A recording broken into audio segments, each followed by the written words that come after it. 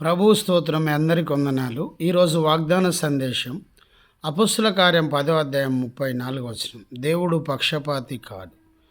దేవుని బిడ్డలారా, ఎవరైతే ఆయనకు భయపడి ప్రార్థన చేస్తారో వారి మొర దేవుడు ఆలకిస్తాడు. ఆయన పక్షపాతి కాదు.